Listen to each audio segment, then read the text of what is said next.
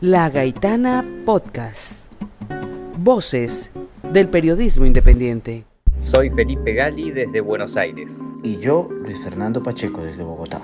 Y esto es Escrutinios, el podcast para analizar los resultados de las elecciones más importantes a lo largo del mundo. Y para defender la democracia en estos tiempos difíciles. Acompáñennos este 2025 para conocer a los candidatos, los partidos, las tendencias, los resultados y las implicaciones de los principales procesos electorales en América Latina y el mundo. Solo aquí, en La Gaitana Podcast. Bueno, un saludo en este último capítulo de esta primera temporada de Escrutinios, el podcast para analizar elecciones, procesos electorales, procesos de transición política.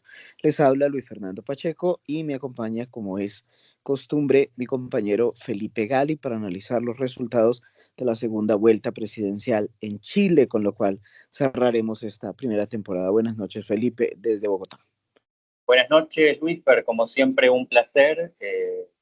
Muy feliz de hablar del país vecino, donde tengo grandes amigos, y muy interesante sobre todo la celeridad con la que estamos grabando esto, ¿no? La misma noche de la elección, en total contraste con Honduras, donde todavía no tenemos resultados a 2 semanas, ¿no? Es muy interesante. Muy interesante. Bueno, Felipe, voy a empezar con una pregunta sencilla. ¿Sorprendido? Realmente no, era un resultado esperable y creo que la gran mayoría de los analistas coincidirán conmigo en este sentido, ¿no? Era un resultado que ya la mayoría de las encuestas lo anticipaban y el clima político general de Chile de los últimos meses ya lo venía anticipando, ¿no? Se impuso el candidato del ultraderechista Partido Republicano, José Antonio Kast, con un 58% de los votos contra el casi 42% de Janet Jara, la candidata de la coalición oficialista, la Unidad por Chile, que agrupa toda la izquierda, miembro del Partido Comunista y exministra del Trabajo de la gestión saliente de Gabriel Boric. Kast llega ahora al poder y asumirá la presidencia el próximo 11 de marzo, un triunfo más que contundente. De hecho, probablemente esté entre los más votados en la historia de Chile. Creo que es el más votado en la historia de Chile. Votos absolutos, lo beneficia, claro está, el hecho de que ahora el voto es obligatorio, y se impuso en todas las regiones, en las 16. Bueno, Felipe, y ahora viene, en realidad no hay sorpresas, no solo en el sentido de la conformidad con las encuestas, sino en seguir el ritmo pendular que lleva Chile en los últimos 6 periodos presidenciales, que es que la oposición vence siempre al gobierno y transforma al gobierno en oposición. Y yo quisiera arrancar por esta pregunta. ¿Tú qué crees que adopte la izquierda y qué figuras serán relevantes en el nuevo escenario de cara al gobierno de José Antonio Kast? Yo creo que en ese sentido es muy interesante lo que señalas. Ahí es donde prima ese factor que vincula tanto a Chile al resto de la región, que es el de los liderazgos. No olvidemos que en Chile la presidencia no tiene reelección inmediata. Tiene que mediar por lo menos un mandato para que un presidente pueda volverse a presentar. Y en los últimos años vimos ese tipo de alternancias. Varios presidentes han intentado repetir y lo lograron Bachelet y Piñera, por la izquierda y por la derecha respectivamente. Después finalmente gana Boric en una contienda en la que no se presenta ninguno de los dos, la primera en la que ninguno de los dos se presenta de hecho, y ahora ha ganado Kast en esta en la que Boric no se podía presentar. De modo que yo diría que no debemos descartar a Boric, ya que pudo ganar la presidencia una vez y sigue siendo bastante respetado, sobre todo entre la centroizquierda y los círculos de la izquierda por fuera del Partido Comunista. Yo creo que en ese sentido también vamos a ver un repliegue ideológico de esas posturas. Vamos a ver también un gran debate interno, ¿no?, dentro de la coalición de izquierda, retomando los análisis que habíamos hecho de cara a la primera vuelta, ¿no?, cuando la primera vuelta puso a Jara en primer lugar, pero con un resultado bastante malo para haber sido apoyada por toda la izquierda unida. En este momento ya están empezando los primeros pases de factura, ¿no?, posteriores a la derrota, una derrota que, reitero, es esperada, pero que sigue siendo muy dura. La izquierda chilena ha retenido su voto histórico, o sea, tengamos en cuenta que esta es la primera elección con voto obligatorio, por lo que eso afectó sus chances de ganar. Ese nuevo voto, un voto más despolitizado, si se quiere, más apático, y quizá más sensible a al discurso anticomunista tradicional que prima en Chile. Pero de todas formas la izquierda ha sacado 5.200.000 votos más o menos, que es un poco más incluso que lo que sacó Boric en 2021, pero bueno, sigue habiendo ya pases de facturas y cuando termine ese ciclo, ese duelo electoral, que bueno, estamos en las primeras horas, ¿no? Posteriores al resultado, las primeras reacciones, probablemente no se siga una interna muy dura, no podemos tampoco descartar que se produzcan faccionalismos. Y ya decirte nombres directos, yo no te sabría decir. De las figuras de la gestión anterior salieron bastante golpeadas. La que fue la rival de Jara en las primarias de la coalición, Carolina Toa, que fue la ministra de Seguridad del gobierno de Boric, salió muy golpeada por las críticas a su gestión. Así que yo te diría que por ahora, quizá incluso la esperanza podría pasar por el mismo Boric para 2029 en ese sentido. Aunque estoy haciendo un análisis muy a futuro solamente porque me lo preguntaste, te digo, porque yo no suelo analizar la siguiente elección, mucho menos la noche de la que acaba de ocurrir, que tiene mucha tela para cortar atrás. Claro que sí. Felipe, vamos entonces a analizar cuáles crees que van a ser esos primeros giros, tanto en política interna como en política externa, que puede significar la llegada de Casta al Palacio de la Moneda. Kast ha ganado con un discurso enfocado en la mano dura. No es de extrañar, en Chile en los últimos años, recordemos que cuando Boric gana en 2021, la principal preocupación para muchos chilenos era la fuerte desigualdad, que sigue siendo un problema allá en Chile, y los problemas económicos posteriores a la pandemia, así como las consecuencias del estallido social de 2019. Pero ahora que gana Kast, tenemos un panorama muy diferente, de acuerdo con encuestas recientes.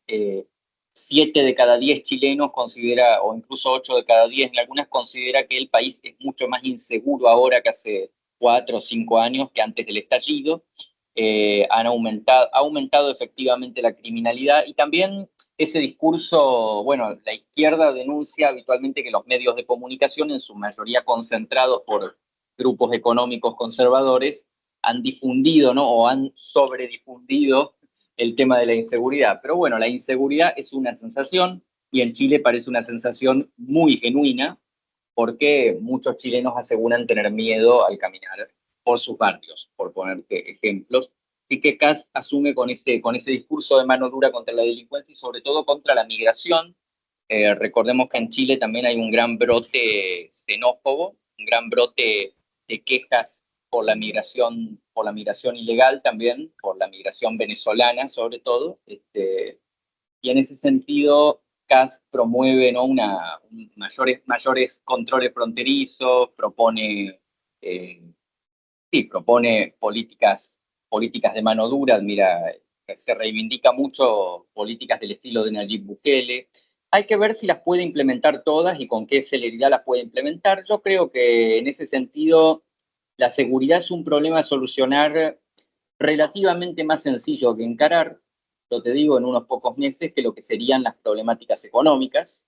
Y en eso yo siempre lo he comparado con lo que es Milei, ¿no? En Argentina, que parece creer que puede solucionar los problemas económicos con la misma velocidad con la que se solucionan los problemas de seguridad, y eso es algo que no es cierto.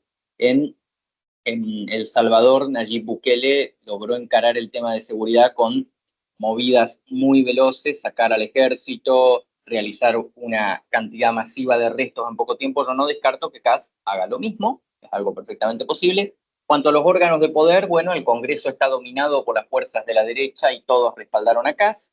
El hecho de que un presidente no pueda reelegir implica que a las fuerzas de la derecha les conviene que a Kast les vaya bien si quieren tener alguna chance en 2029, por lo que no se esperan boicots. Yo creo que el Congreso va a colaborar con el presidente electo. Y así que en ese sentido las dudas, ¿no? que despierta el discurso de Kast, así como su pasado, ¿no? es el hijo de un oficial de la Alemania nazi que emigró a Chile después de la Segunda Guerra, militó a Pinochet en su juventud, apareció incluso en los videos de campaña del sí. Entonces las dudas que pasan son por la calidad y el futuro de la democracia chilena en los próximos años con una figura que tiene ese discurso ocupando su más alto cargo. Y en materia de política exterior, ¿qué cambios crees que traiga y qué impacto tendrá para la región que ahora la derecha se pueda apuntar Chile dentro de sus territorios de dominio? Kast es una figura de línea dura pro-occidental y va a estar firmemente alineado con la administración de Trump en Estados Unidos. Es algo casi imposible, casi garantizado. También se espera una mejor relación o una relación más estrecha con lo que es Milei acá en Argentina, aunque bueno, no se descarta que después puedan surgir fricciones o competencias internas dentro de lo que es la derecha regional, pero yo te diría que lo que va a ocurrir va a ser un posicionamiento de línea dura para con Venezuela y Cuba y apoyarse enfáticamente en lo que es Estados Unidos e Israel de la misma forma que lo ha hecho Milei. Yo creo que coincide con ese giro regional de la derecha. Hay una tendencia, estamos hablando obviamente a horas de conocer los resultados, pero una tendencia de sectores de izquierda que yo vi confrontar en tu red de X y que tiene que ver con creer que la pérdida del triunfo de la izquierda se debe a una señalada tibieza por parte de Boric y a una idea pues de que su republicanismo y su idea de jefe de Estado moderado que representa a todos los chilenos y chilenas fue la causante de la pérdida de Jara. El análisis me interesa, entre otras cosas, porque es un tema recurrente en Colombia y porque creo que va a marcar buena parte de los análisis electorales el próximo año en la región, por lo menos en Latinoamérica, y yo traje a este espacio de manera provocativa tu opinión al respecto. Bueno, bajo ese criterio es muy sorprendente, ¿no? Que no hayan prevalecido los movimientos de la marea rosa, que en algunos casos tenían un discurso bastante radical, ¿no? Yo te diría que no pasa por ahí, no pasa por una cuestión de tibieza, pasa por una mala gestión del discurso político, ¿no? Cuando vos combinás una agenda de cambio radical, que no necesariamente tiene que ser radical en el sentido de posicionarte ¿cómo se dice? Esa discursiva del chavismo venezolano, sino en prometer transformaciones profundas en materia social y no solo algunas reformas a medias, y no lo logras cumplir, no solo no lo logras cumplir, lo que logras es una gestión más tímida, si se quiere, una gestión que puede ser exitosa, que puede tener resultados económicos relativamente positivos. Chile sale de este periodo, la verdad, con algunos números bastante positivos, y también con algunas reformas sociales bastante valoradas, ¿no? Como las que apoyó Jara como ministra de Trabajo, la reforma laboral en la que se está trabajando, pero cuando vos llegás prometiendo una renovación total y solamente podés dar gestión, mucha gente va a sentir que no cumpliste. Y además, yo diría que los que están hablando de la tibieza después salen en defensa de discursos como el de Maduro en Venezuela, en defensa del discurso que mantuvo el gobierno de Honduras con Xiomara Castro, que quedó tercero el Partido Libre en Honduras. Y uno piensa, el problema no está en el discurso tibio, si se quiere, o en el respeto a las instituciones, o en haber decidido no expropiar medios de comunicación, o en no haber encarcelado opositores. El problema está en no haber cumplido las expectativas que generaste cuando llegaste. Es la gestión de las expectativas lo que realmente afecta. No es si es uno radical o tibio. El problema es que si tu discurso es radical, pero no cumplís, o tu discurso es tibio, pero tampoco cumplís, no te va a dar rédito. Claro. Felipe, y pasando a un último tema que me gustaría tocar y que es también prospectivo, es decir, tiene riesgos, su análisis, porque no conocemos en detalle ninguna medida y para la posesión falta todavía 3 meses, pero Chile es uno de los principales destinos de la amplísima población migrante venezolana expulsada por la crisis económica y por las violaciones de derechos humanos del régimen dictatorial de Nicolás Maduro. ¿Tú crees que las políticas de seguridad y su discurso antimigrante, me refiero al de Kast, pueda impactar en esa población, siendo Chile uno de los principales destinos elegidos por nuestros hermanos venezolanos? Aunque se ha difundido mucho la narrativa de que la gran mayoría de los venezolanos que viven en Chile apoyan a Kast, y hay una base de venezolanos que apoyan a Kast muy grande, lo cierto es que lo que me han dicho es que hay bastante miedo por un potencial giro antimigratorio del Estado chileno.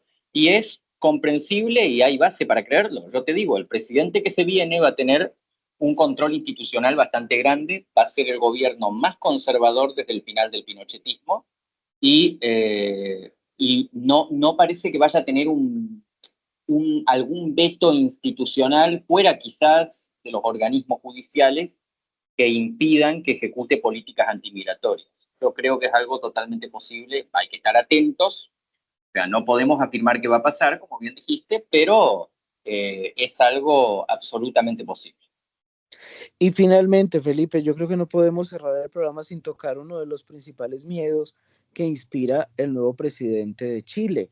El próximo año se conmemorarán 53 años del golpe militar que derrocó el gobierno constitucional de Salvador Allende el 11 de septiembre y probablemente estamos frente al primer mandatario de la democracia que ha respaldado abiertamente la figura del dictador. ¿Qué crees que cambie en lo que atañe a la memoria y a los procesos de respeto a los derechos humanos históricos que Chile ha vivido desde el retorno a la democracia a principios de los 90?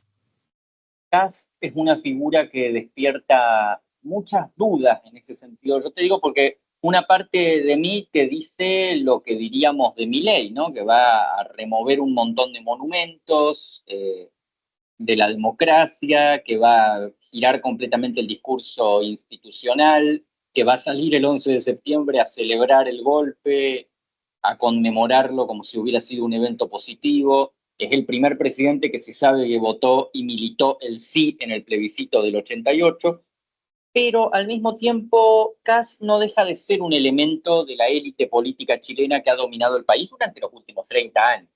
Él, al igual que lo es Boric, es un presidente que no viene de la coalición de centro-derecha tradicional ni de la coalición de centro-izquierda tradicional, lo que fueron la Concertación y la Alianza que dominaron los primeros 30 años de la democracia. Pero, sin embargo, fue parte de ella en el pasado. Fue diputado por la Unión Democrática Independiente, uno de los primeros partidos pinochetistas, que fue uno de los más grandes además.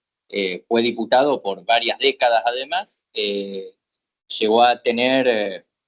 Llegó a jugar un papel institucional en las experiencias previas de la derecha, si bien no formó parte del último gobierno de Piñera y de hecho llegó a la segunda vuelta contra Boric derrotando a sus candidatos, pero en ese sentido yo lo veo mucho más institucionalmente integrado que, por ejemplo, Milei acá o que Bolsonaro en Brasil, ¿no? Su discurso en ese sentido, si bien apunta a una derecha populista, sobre todo en el populismo penal, es también una derecha de origen institucional. Yo por eso creo, confío, guardo la fe de que la democracia chilena sobreviva al embate, más que nada porque el sistema institucional chileno, aunque sigue impregnado, ¿no?, por esos ribetes del pinochetismo, esos vestigios del periodo dictatorial, eso también ayuda, es también una institucionalidad bastante robusta, tienen uno de los sistemas electorales más transparentes del mundo y más veloces, al punto que estamos analizando el proceso electoral siendo todavía el día de la elección. Tienen también historial de transparencia bastante alto, hay escasa corrupción, o sea, hay casos de corrupción, pero a años luz de lo que es el resto de la región. Y yo creo que entre eso y algunos otros contrapesos judiciales, quizá no debamos preocuparnos tanto por lo que es el devenir democrático para Chile. Pero bueno, no dejan de estar encendidas varias alarmas y sobre todo en el campo de lo que es la memoria, la verdad y la justicia, en recuerdo de lo que fue un periodo que indiscutidamente trajo mucho dolor a miles de personas. Hubo muertos, hubo exiliados, hubo torturados. Eso es inadmisible siempre, te lo digo yo que soy pariente de lo que fueron desaparecidos de la última dictadura militar acá en Argentina. Ninguna dictadura es rescatable. Así que nada, en ese sentido, nada más tocará estar expectantes y listos para contribuir desde donde se pueda y apoyar a los chilenos en una batalla cultural. Bueno, pues Felipe, de verdad que ha sido un gusto este análisis y a nuestra audiencia, a nuestros oyentes. No nos vamos todavía, vamos a hacer una pequeña pausa en este capítulo de cierre de temporada. Creo que merecemos además cerrar el capítulo haciendo un balance de este trabajo, de este podcast, de estos 15 capítulos que cerramos hoy y sobre todo hacer unos pequeños spoilers de lo que vendrá en nuestra segunda temporada en 2026. ¿Te parece? Adelante. Bueno, haremos una pequeña pausa y al volver estamos aquí con Felipe Gal en el último capítulo de Escrutinios, analizando el cierre de temporada y lo que se viene electoralmente en 2026, así que no se vayan. La Gaitana, capaz de organizar a miles de indígenas yanaconas para combatir la avanzada española en los territorios del hoy denominado sur colombiano, se constituye un símbolo femenino de la resistencia indígena. Afirma la tradición que la cacica gaitana vengó la muerte de su hijo Timanco, pese a la superioridad del enemigo, y se enfrentó al colonizador español don Pedro de Añasco. La historia, que se basa en unos breves versos de Juan de Castellanos, constituye un ejemplo de una narrativa que contrasta con la manera como se es percibido al huilense y, en particular, como es asumida la mujer, a quien el machismo y el patriarcado le han negado su lugar en la historia. La gaitana denota tenacidad, organización, altruismo, lucha por las causas nobles. En una frase, evoca la posibilidad de cambio. En este proyecto periodístico creemos como equipo humano y desde aquí no solo evocamos, convocamos a ese cambio. Y aquí estamos de vuelta en Escrutinios, el podcast para analizar elecciones. En el primer bloque de este capítulo, analizamos los resultados de las elecciones chilenas. Hoy es cuando estamos grabando este podcast, es domingo 14 de diciembre. Ustedes lo escucharán ya cuando bien puedan en sus plataformas de audio, pero estamos cerrando nuestra primera temporada. Les anuncio desde ya, nos habíamos propuesto 12 capítulos y culminamos con 15 de ellos. Analizamos 15 procesos democráticos, con más y con menos, que rodearon aproximadamente 11 países. En algunos casos hubo dobles vueltas, por eso dedicamos 2 programas a esos casos. Ecuador, Alemania, Noruega, Jamaica, el cónclave en el Vaticano que eligió a León XIV, Chile, por supuesto, en sus 2 vueltas, Bolivia en sus 2 vueltas, las primarias en Colombia, las parlamentarias argentinas, fueron parte de ese catálogo de producción que hicimos para ustedes y que además ha venido, y lo decimos con mucho orgullo, fortaleciendo su audiencia desde que empezamos en febrero de este año. Así que yo arranco preguntándote con toda honestidad, Felipe, ¿cómo te has sentido y cuál es tu balance de este año de trabajo en Escrutinios? Y yo estoy muy feliz de lo que hemos hecho, estoy muy feliz de haber tenido esta oportunidad con vos, Luisfer. La verdad lo disfruto cada vez que tenemos la oportunidad de conversar, ¿no?, sobre distintos procesos a lo largo y ancho del mundo, sobre todo en Latinoamérica. Y disfruto también mostrándolo a mis amigos y a mis seguidores. Ha sido un año electoral complicado, doloroso, incluso por momentos. Es y sigue siendo un periodo muy difícil. La verdad que experiencias como estas también ayudan, ¿no?, a que se discutan y a que se hable de los problemas que afronta la democracia a nivel mundial. Como siempre, a mí me hubiera gustado que hubiéramos podido tratar muchos otros procesos que por cuestiones de tiempo, de espacio, no pudimos llevar a cabo, ¿no? Yo tengo muchos amigos en otros países que están más afuera, ¿no?, del foco internacional, sobre todo en lo que es África y Asia y en el Pacífico. Y yo sé que también ahí ha sufrido un fuerte deterioro democrático, así que yo sé que ha sido un año por demás complejo, más incluso que lo fue el 2024, un año con otras elecciones aún más duras. Pero bueno, vamos con esperanza, vamos con fe. Yo sé que esto es una etapa. La democracia siempre ha pasado por etapas duras, siempre ha pasado por etapas donde se ha retrocedido, pero de manera casi natural la gente termina buscando una forma de gobierno en la que se vean más escuchados, porque los estados de excepción decretados por los que buscan políticas de mano dura, los que buscan someter la voluntad popular a un dogma, son eso, excepciones.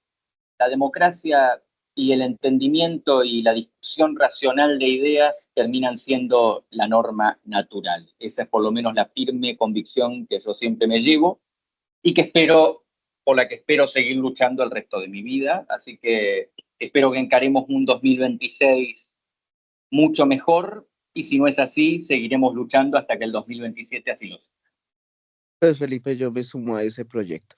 Debo hacer una confesión.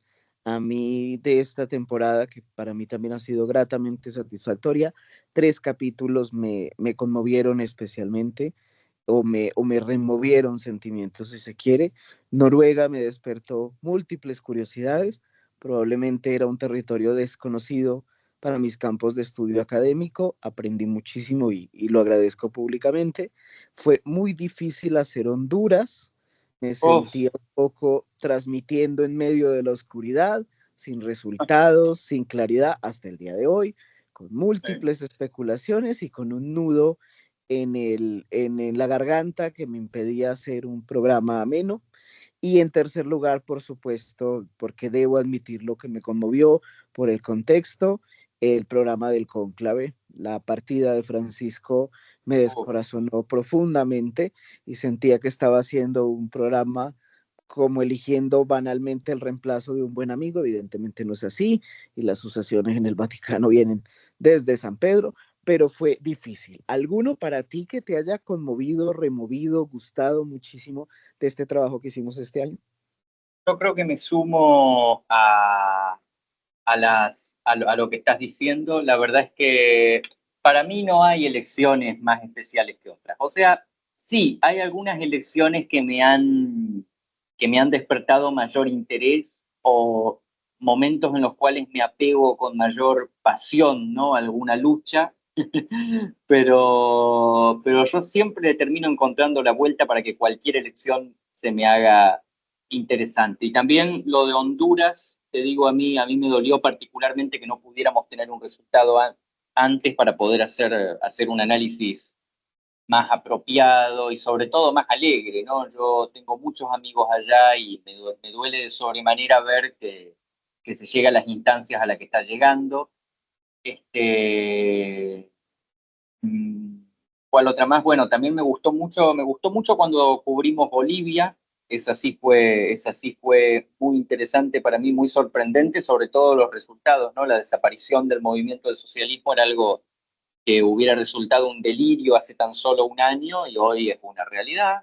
Este, y nada, en ese sentido, si te soy sincero, un dolor que me quedó, una espina, fue que no tuvimos la oportunidad de hablar de Venezuela, ¿no? De las legislativas, cuando tuvieron lugar el proceso, la farsa convocada por Nicolás Maduro. Yo en ese momento estaba atravesando un periodo muy complicado al respecto. Quienes no lo saben o quienes no me han visto en mi cuenta de Twitter, mi pareja es de Venezuela y desde el 28 de julio de 2024 la situación no ha sido fácil, así que me he mantenido un poco retraído de hablar del tema, así que me queda esa pendiente. Yo de verdad rezo para que lleguemos a cubrir vos y yo una elección en Venezuela, una elección libre. Y a mí me encantaría en Caracas, es decir, cubriéndola en terreno y no Oh, desde nuestros celulares, además. uy, me dejaste, me dejas con esas ganas. Y bueno, el próximo año, Felipe, tendremos elecciones en Colombia. Para la Gaitana, periodismo independiente es una prioridad. Hace 4 años fue nuestra mayor campaña de cobertura en la historia del medio de comunicación y confiamos, evidentemente, que 2026 no será la excepción. Colombia tiene elecciones parlamentarias en marzo y presidenciales en mayo y seguramente en junio, porque no hay ninguna encuesta que dé ganadores en primera vuelta, así que seguramente iremos a balotaje. Pero además del escenario colombiano, ahora sí vamos con spoiler de segunda temporada. ¿Qué otras elecciones interesantes tendremos? Sin que esto sea taxativo, seguramente vendrán más, algunas sorpresivas, pero ¿cuáles escenarios electorales tendremos por cubrir en 2026? Bueno, indiscutiblemente nuestra región siempre va a tener prioridad, así que no está de más mencionar que el año que viene se renueva Brasil, ¿no? Tanto la presidencia como el Congreso es la indiscutida potencia regional, así que son elecciones clave para el panorama sudamericano. Perú va a volver a las urnas, ¿no? Para ver cómo queda su complicadísimo panorama institucional. Y Costa Rica también es un país muy interesante en lo que es América Central. Y en todos los casos, bueno, en casi todos los casos, no se sabe todavía en Brasil, porque Lula se espera que se presente a la reelección, pero en los otros tres casos no va a haber una reelección presidencial. Vamos a tener cambios en la presidencia, y todavía se está discutiendo si ocurre o no. Yo creo que deberíamos darle un espacio a Haití si llega a celebrar elecciones, se está discutiendo. Y bueno, y finalmente no podemos omitir las midterms, las elecciones de medio término, en lo que es Estados Unidos. Eso sin duda alguna. Esto remitiéndonos a nuestro continente, ¿no? A las Américas. Después tenemos algunos otros países de peso como Nueva Zelanda, que celebrará elecciones generales el año que viene, en una fecha a confirmar.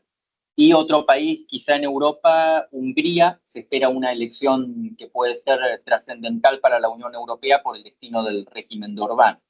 Y bueno, ya después veremos definiendo qué otras elecciones podría ser interesante tratar, ¿no? No nos olvidemos que este año, además de elecciones, tuvimos muchos episodios de protesta juvenil, como lo que las famosas protestas de la generación Z, y que provocaron la caída del gobierno de Nepal. Nepal va a celebrar elecciones anticipadas, por lo que yo considero que sería muy interesante que discutamos ese proceso para ver cómo resulta el desarrollo político de ese movimiento de la generación Z que se replicó en tantos países.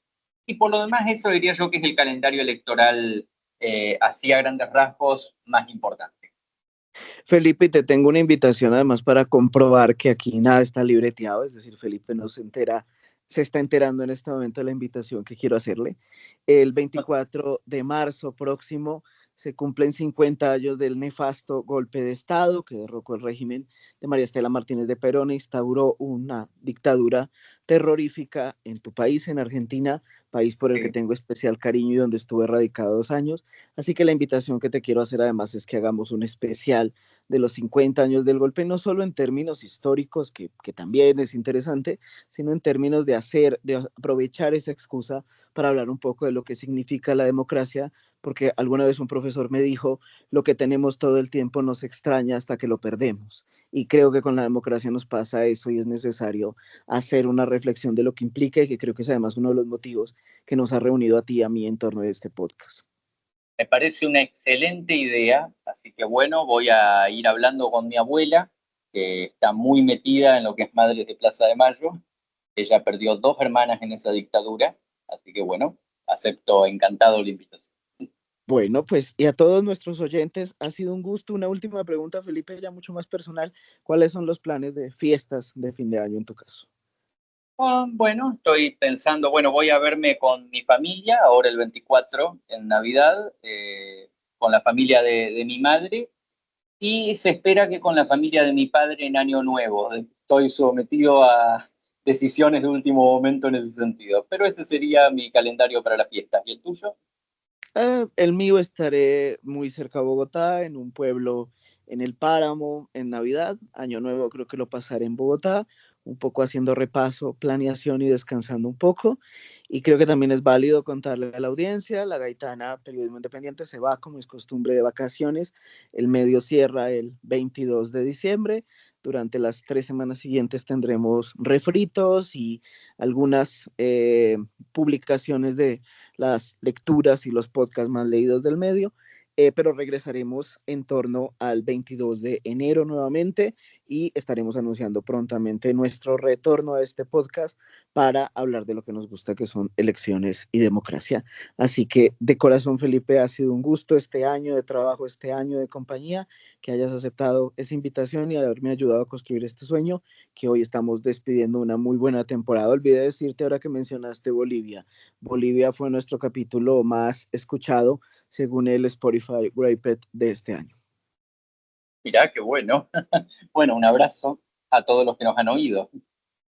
Claro que sí, este podcast tiene razón porque ustedes lo escuchan, lo comparten, lo difunden, cada comentario, cada compartir, cada recomendación en las distintas plataformas de audio en las que nos encontramos, nos posiciona, nos ayuda a visibilizarnos y hace mucho más valioso el trabajo de investigación que hay detrás de toda esta labor.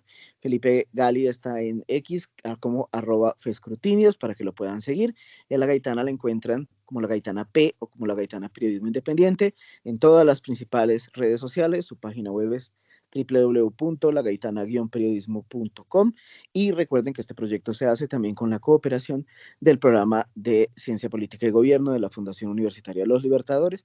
Felipe, nuevamente unas felices fiestas y de corazón muchísimas gracias.